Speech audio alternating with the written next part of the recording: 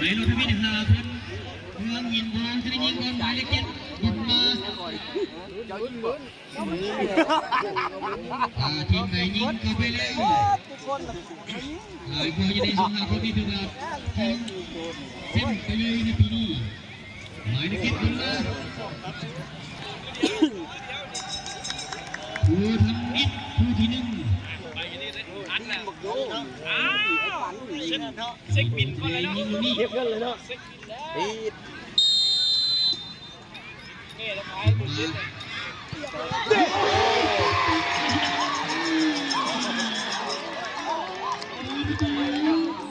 บอก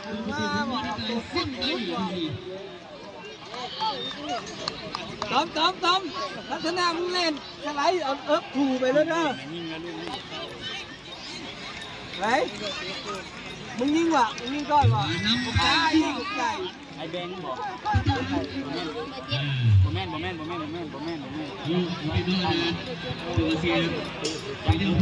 ยิงค่อยก็ค่อยมึงลองไปยืนนั่งรถหนายืนก็นะครับโอ้ยโอดมันใกล้คนบนทุ่นแพ้ยังเตะออกเนี่ยเม่นในตัวไปบล็อกว่าแล้วมือครับ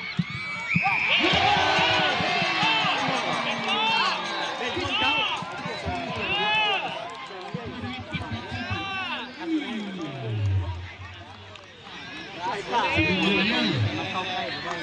ที่หนึ่งเสมอกันแล้วที่ไหนมีแต้ม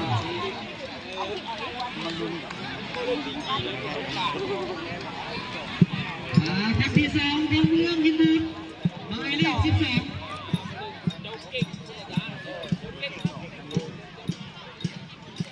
ตีไปทางขวาทางขวาถนัดสองกองเชียร์เนาะเลยเนาะตีไปขอบสนาม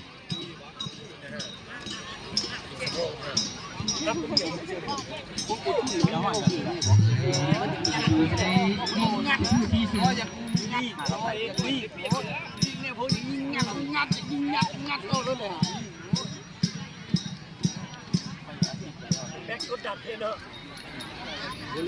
กดดัน12ยิงเป็นคนที่2ดียิงกำลังยิงกัน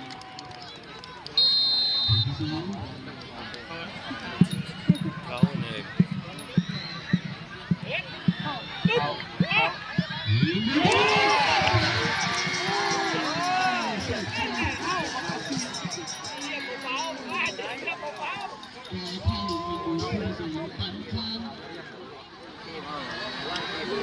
ยังไม่ได้มีแต้มยิงแล้วทีมบูยังไม่ได้มีแต้มเพื่อยิงสูงไปแล้วมือที่2เข้าหรือวะทีนี้เรื่องหน้าไก่เข้าไว้ดิหน้าไก่ก็จะได้เสียใจก็เข้าบอลล้วนอีกอ่ะเสียนับเข้าแล้วนี่ก็เป็นไงลูกพิษสิยิงได้บอลเลยตัวละเลยเราบริซ้ายมือจะพักใส่บอลถนัด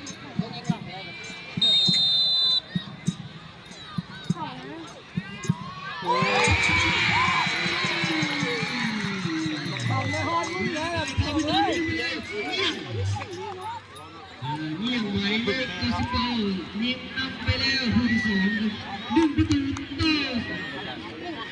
ต่อมึงยันมึงแล้วฮอตมึงเตะบอกขึ้นหน้าเรื่องเลยไปเลยไปแล้ว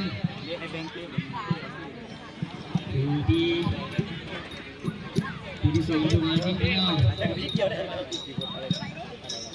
ผู้ที่3ของผู้ญี่ปุ่นหมายเลข24แบ็คนำตีเสมอมาตอนนี้ทั้งผู้ที่3ของเมืองอิมพอร์ตหมายเลขยิง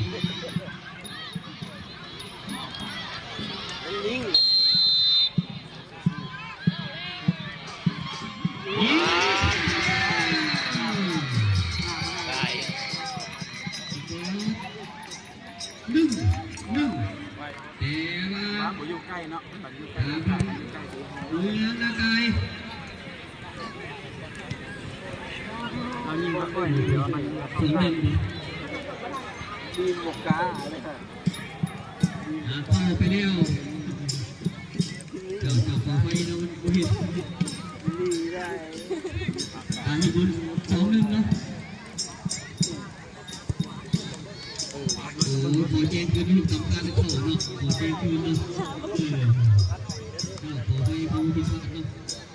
ผู้ที่3ของเมืองนาไก่ตอนนี้ยิงบุญนำไปแล้ว2-1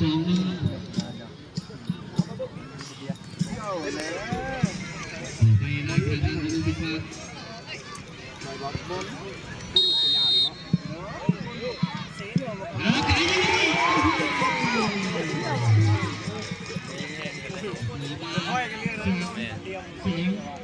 มีเหลี่ยม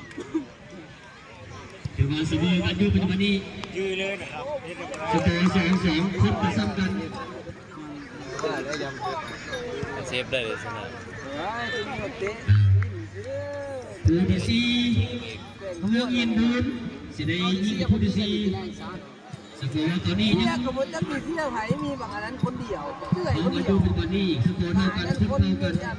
ะครับคนหนึ่งนี่นะครับพิจารณาทีมแข่งเจ๊กได้ครับจักแหล่มึงมึงไหนเตื้อยคนเดียว ยิงบุญผู้ที่4ยิงบุญยิง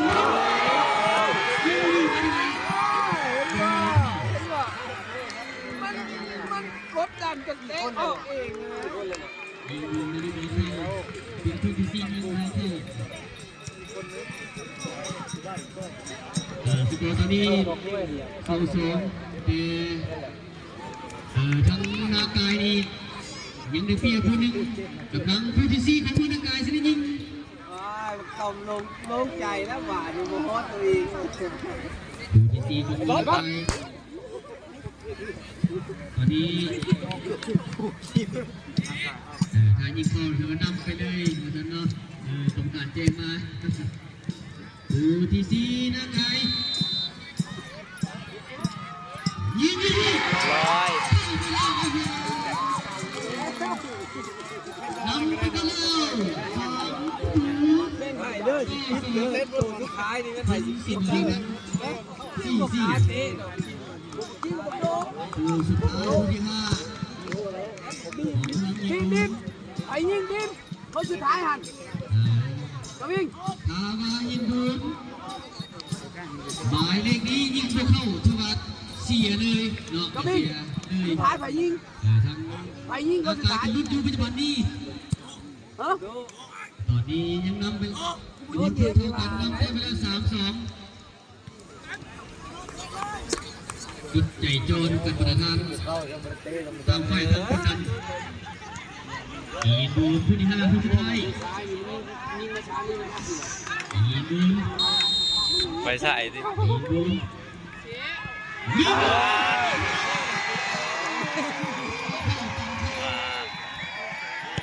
ทีละเดือนมาไปเอาเรียกไปที่กอง3-2